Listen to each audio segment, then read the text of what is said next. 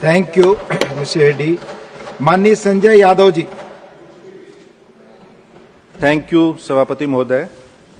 चुनाव सुधारों की इस महत्वपूर्ण चर्चा में अवसर देने के लिए मैं हमारी पार्टी के राष्ट्रीय अध्यक्ष आदरणीय श्री लालू प्रसाद जी, हमारे नेता श्री तेजस्वी यादव जी और आपका धन्यवाद देता हूं। सभापति महोदय, जैसा कि इस चर्चा में सभी वक्ताओं ने कहा कि भारत दुनिया का सबसे बड़ा लोकतंत्र है और यह वाकई हम सब भी गर्व से दोहराते हैं, लेकिन एक सच्चे और जीवंत लोकतंत्र की पहचान केवल मतदाताओं की संख्या से तय नहीं होती। यह उसकी चुनावी प्रक्रिया की निष्पक्षता, पारदर्शिता और संस्थागत ईमानदारी से तय होती है। हमारा मानना है कि सबसे बड़ा लोकतंत्र होने से ज्यादा जरूरी है सबसे ईमानदार लोकतंत्र होना। आज भारत की चुनावी व्यवस्था अपनी तमाम मजबूती और गौरवशाली इतिहास के बावजूद कई ऐसी चुनौतियों से जूझ रही है जो लोकतंत्र की आत्मा को भीतर से चोट पहुंचा रही है। इसलिए यह समय है कि हम सब इन चुनौतियों का ईमानदारी से सामना करें और उन सुधारों पर गंभीरता से चर्चा करें जिनकी आज देश को सख्त जरूरत है। महोदय, 1952 से लेकर अब तक कुल 13 बार एसआईआर हुआ है, लेकिन ऐसा अविश्वास, विवाद, अशांति, अस्पष्टता और अपारदर्शिता कभी नहीं देखी गई। आज स्थिति यह है कि सरकार और चुनाव आयोग दोनों जनता की नजरों में संदेह के घेरे में है और यह लोकतंत्र के लिए शुभ संकेत नहीं है। लोकतंत्र लोगों के विश्वास पर चलता है। अगर यह विश्वास टूटने लगे तो संस्थानों की वैधता भी कमजोर होती है। यह मैं क्यों कह रहा हूं कि लोकतंत्र पर लोगों का अविश्वास बढ़ा है, इसके लिए मैं कुछ आंकड़े रखना चाहता हूं। अभी विगत 5 राज्यों में विधानसभा चुनाव हुए, महाराष्ट्र, बिहार, दिल्ली, झारखंड और हरियाणा। महोदय, एक अप्रत्याशित हमें वोट इंक्रीमेंट देखने को मिला है। महाराष्ट्र में लोकसभा चुनाव के 5-6 महीने बाद ही विधानसभा चुनाव हुए। वहां बिना एसआईआर के 48 लाख वोट जोड़े गए और एब्सोल्यूट वोटिंग में 12.2% का इंक्रीमेंट हुआ। बिहार में एसआईआर हुआ, कुल 7 करोड़ 89 लाख वोट थे, उसमें से 65 लाख वोटों का डिलीशन हुआ। उसके बाद एसआईआर की प्रक्रिया में 18 लाख और बाद में 3 लाख वोट और जोड़े गए, तो कुल 7 करोड़ 45 लाख वोटर थे। लेकिन अगर आप देखेंगे कि वोट घटने से बूथों की संख्या कम होनी चाहिए, लेकिन बिहार में पहले एसआईआर से पहले लगभग 78,000 बूथ थे और एसआईआर के बाद 90,000 से अधिक बूथ हुए। तो उस प्रक्रिया से यह समझ में आया कि मतदाताओं के घटाने के अलावा ये बूथों को बढ़ाने की भी एक प्रक्रिया थी। अब बिहार में वो चुनाव हुए, 65 लाख वोट कटने के बावजूद बिहार में 15.6% का एक एब्सोल्यूट वोटिंग में एक अब नॉर्मल इंक्रीमेंट देखा गया। इतना सडन स्पाइक जो बिहार, जैसे मैंने कहा, महाराष्ट्र में 12.2, बिहार में 15.6, तो ये वोट घट रहे हैं एसआईआर में, लेकिन बूथ बढ़ रहे हैं।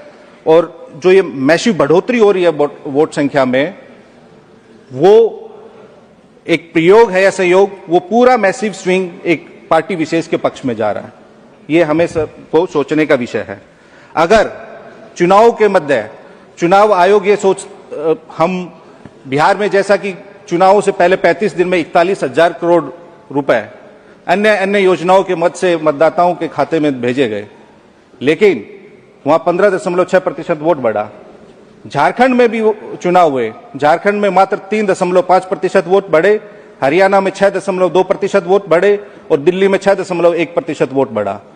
तो ये झारखंड में भी वही सेम योजना थी, लेकिन वहां 3.5% ही वोट बढ़े, लेकिन बिहार में 15.5% से अधिक वोट बढ़े। तो ये सब हमें सोचने की जरूरत है।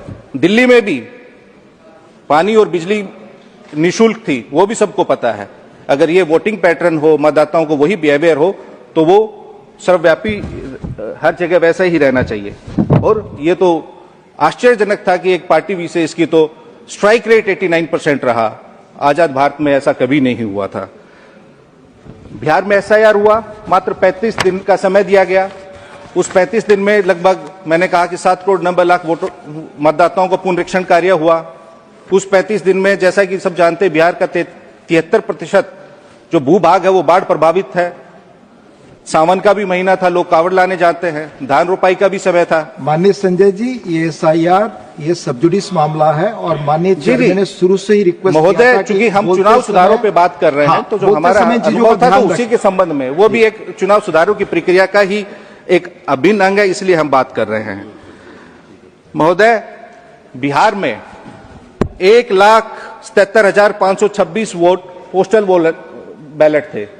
उस 1,77,526 में हमारा गठबंधन 143 सीटों पर लीड कर रहा था। हमारा विपक्षी गठबंधन एनडीए मात्र 94 सीटों पर लीड कर रहा था। अदर्स के हिस्से में 6 सीटें थी। पोस्टल बैलेट में मतदान में हम 44.6% मत प्राप्त कर रहे थे, लेकिन उसमें नहीं हुए। जो बाकी जो प्रक्रिया रही उसमें क्या विसंगतियां रही, उस पर मैं आऊं। तो महोदय, केवल हम जब चुनावी सुधारों की बात करते हैं, इलेक्टोरल रिफॉर्म सही तरीके से हो, पक्ष विपक्ष दोनों संतुष्ट हो, और सबसे बड़ी बात है जनता संतुष्ट हो। चुनाव सुधारों पे यह चर्चा केवल औपचारिकता नहीं रहनी चाहिए। आज मतदाता को लग रहा है कि उसके वोट के साथ कहीं ना कहीं हेराफेरी हो रही है। कुछ तो गड़बड़ है, कुछ तो ऐसी शक्ति है जो पिछले दरवाजे से उनके मतदान के साथ कहीं ना कहीं विसंगतियां हैं। रिफॉर्म होना चाहिए, लेकिन उससे देश का लोकतंत्र मजबूत होना चाहिए, ना कि कोई विशेष पार्टी। चुनाव आयोग का कर्तव्य है कि जनता की हर दुविधा, हर शंका, हर सवाल का निवारण करे और तुरंत करे, लेकिन इसमें कहीं ना कहीं हमें सही समय पे सही उत्तर नहीं मिल पाता। किसी ने कहा है कि किसी पेड़ के काटने का किस्सा नहीं होता अगर कुल्हाड़ी के पीछे लकड़ी का हिस्सा नहीं होता। तो इस पूरी प्रक्रिया में चुनाव सुधार की ही नहीं, चुनाव आयोग में भी सुधार की अत्यंत आवश्यकता है, क्योंकि अगर एम्पायर ही टीम का खिलाड़ी बन जाए तो खेल नहीं होता, साजिश होती है। चुनाव प्रक्रिया आज जनता के सवालों के कटघरे में है। हमें सोचना होगा कि आजादी के बाद ऐसा क्यों हो रहा है कि जनता में लोकतंत्र के प्रति अविश्वास बढ़ रहा है। जब आयोग सवालों से भागता है और साफ साफ जवाब देने में आनाकानी करता है तो शक अपने आप जन्म लेता है। देश की जिस संस्था पर सबसे कम सवाल उठने चाहिए, आज उसी पर सबसे ज्यादा सवाल उठ रहे हैं। ये लोकतंत्र के लिए अति खतरनाक है, हानिकारक है। आज चुनाव आयोग किसी सरकार का और पार्टी का पर्सनल एक्सटेंशन काउंटर नहीं बनना चाहिए। ये हम नहीं, जनता, सर ये हम नहीं, जनता कह रही है। ध्यान रखें, जब चुनाव आयोग का हर फैसला वही चीजें रिकॉर्ड पे जाएंगी, जनता के टाइम टेबल और उनके प्लान से मेल खाए तो सवाल और शक उठना स्वाभाविक है। महोदय, हम इलेक्शन रिफॉर्म पे बात करिए सर, उसी पे कर रहे हैं। हमें सर चुनाव सुधार चाहिए, निष्पक्ष चुनावी प्रक्रिया का सफाया नहीं चाहिए, हमें सिलेक्टिव इनकरेक्ट रिवीजन नहीं चाहिए, बल्कि हमें ट्रांसपेरेंट इंटेंसिव रिवीजन चाहिए। ऐसा लगता है कि ये एसआईआर नहीं, एसपीआर स्पेशल पार्टी रिवीजन हो रहा है। सर, सब जुडिस मामले पर न बोले आप। एसआईआर के सर एसआईआर के जरिए गलतियां ठीक होनी चाहिए, और जो ठीक हो उसे गलत करने की मंशा को रोका जाना चाहिए। अगर सुधार सच है तो डर किस बात का। लेकिन यह सरकार वोटर को जुटाकर नहीं, बल्कि वोटर को हटाकर जीतना चाहती है। आप वोट सुधार नहीं, आप वोट मैनेज करना चाहते हैं। देश ने बिहार चुनाव में देखा कि कैसे 41,000 करोड़ रुपए मात्र मतदान की तिथि से 35 दिन पहले बांटा गया। क्या चुनाव आयोग को उसमें हस्तक्षेप करके उसको रोकना नहीं चाहिए? आपका एक राज्य के लिए अलग मापदंड होता है, दूसरे राज्य के लिए आपका अलग पैमाना होता है। आपको ऐसा नहीं होना चाहिए। अगर रेफरी ही विपक्षी टीम से मिलके नियम बदलने लग जाएगा तो सर खेल नहीं रहेगा, निष्पक्ष खेल नहीं होगा। सर, मैंने स्वयं चुनाव आयोग को एक 4 पेज का लेटर लिखा कि कैसे कैसे धांधली हो रही है, लेकिन कभी कोई संज्ञान नहीं लिया गया। अब सर, क्यों अविश्वास बढ़ रहा है, जनता क्यों सवाल उठा रही है? क्योंकि और मैं विगत कई चुनावों की, जो 6 चुनाव राज्यों के चुनाव का मैंने जिक्र किया, हम उसमें जनता इलेक्ट्रॉनिक मशीन पर सवाल उठा रही है। हम सिर्फ उनकी आवाज को, उनकी भावनाओं को, उनकी शंकाओं को आपके माध्यम से यहां सदन में रख रहे हैं। दुनिया की हर मशीन ऑडिट होती है महोदय, लेकिन ईवीएम पर यह ऐतराज क्यों? दुनिया में कोई टेक्नोलॉजी या चूक नहीं है, कोई भी। हमने देखा है हमारे देश में ही हमारी मिनिस्ट्री ऑफ डिफेंस की वेबसाइट पे साइबर अटैक होता है, उसे हैक करने की कोशिश होती है और किया भी गया है 2018 में। हमारी मिनिस्ट्री ऑफ होम अफेयर्स की वेबसाइट पे भी साइबर अटैक्स हुए हैं। तो कोई भी तकनीक अचूक नहीं है महोदय। दुनिया की सबसे सुरक्षित माने जाने वाली प्रणालियां भी हैक हुई हैं, तो ईवीएम को अवैध कहना तकनीकी रूप से सही नहीं लगता महोदय। ईवीएम पर सवाल लोकतंत्र को कमजोर नहीं मजबूत करता है। अगर वोटर कहे कि मुझे ईवीएम पर भरोसा नहीं है, तो क्या आप उसे अपराध मानेंगे? अगर वोटर कहेगा कि मेरे पास सब कागजात हैं और आप मेरा वोट डिलीट कर रहे हैं, तो उसे क्या आप अपराध मानेंगे? नहीं महोदय। ईवीएम को बचाने से ज्यादा जरूरी है जनता के भरोसे को लोकतंत्र में बचाना, और जनता का भरोसा किसी मशीन में नहीं, निष्पक्ष प्रक्रिया और प्रणाली से ही संभव है। जब वोट कागज पे दिखता है तो गिनती में कागज क्यों नहीं? हम 5% मिलान भरोसा नहीं देता, 100% मिलान ही भरोसा देगा। लोग कह रहे हैं कि ईवीएम पारदर्शिता नहीं दे रही, और लोकतंत्र पारदर्शिता के बिना जिंदा नहीं रह सकता। अगर हम चुप रहेंगे तो सर मशीन जीत जाएगी, और हम बोलेंगे तो लोकतंत्र जीतेगा। अगर कहीं कोई शक है तो हम सबको बिल्कुल बोलना चाहिए, निडर होकर बोलना चाहिए। जब वोट की प्रक्रिया ही संदेहों से घिरी हो, तो लोकतंत्र की आवाज साफ कैसे सुनाई देगी?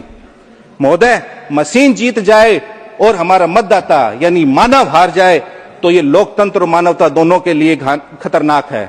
महोदय, मानव ने मशीन बनाई है, मशीन ने मानव नहीं बनाया। मतदाता मशीन से बड़ा होता है, और बिना मतदाता लोकतंत्र भी नहीं रहेगा। जनता को इलेक्शन चाहिए महोदय, सिलेक्शन नहीं चाहिए। महोदय, कई कामयाब और लोकतांत्रिक विचारधारा का सम्मान करने वाले विकसित देश पारदर्शिता के नाम पर इलेक्ट्रॉनिक वोटिंग को अस्वीकार किया है, और चुनाव सुधारों के लिए महोदय निष्पक्षता दिखानी पड़ती है, सिर्फ कहना ही काफी नहीं होता। रेफरी अगर नियम पूछने पे नाराज हो जाए, तो मैच के नतीजों पर सवाल उठाना लाजमी है। दुनिया के अधिकांश लोकतंत्र अब बैलेट पेपर का ही प्रयोग करते हैं, क्योंकि वह सत्यापन योग्य है और भरोसेमंद होता है, और जनता को दिखता भी है। महोदय, बस मैं अपनी बात खत्म कर रहा हूं। चुनावी सुधार में कोई तकनीकी प्रक्रिया नहीं है। चुनाव सुधार यह उस लोकतांत्रिक संस्कृति का आधार है जो नागरिकों को विश्वास दिलाती है कि सत्ता उनकी इच्छा का प्रतिबिंब है, न कि धन, शक्ति और प्रभाव का परिणाम। भारत को चुनावी सुधारों की एक नई पीढ़ी की जरूरत है। ऐसे सुधार जो चुनाव आयोग को और मजबूत करे, राजनीतिक दलों को जवाबदेह बनाए, धन बल की अंधेरी सुरंगों को रोशन करे, और मतदाता के विश्वास को पुनः केंद्र में स्थापित करे। लोकतंत्र की सबसे बड़ी शक्ति उसका विश्वास है, और चुनाव सुधार वही रास्ता है जो इस विश्वास को भविष्य की पीढ़ियों के लिए सुरक्षित रख सकता है। आपका बहुत बहुत धन्यवाद महोदय। माननीय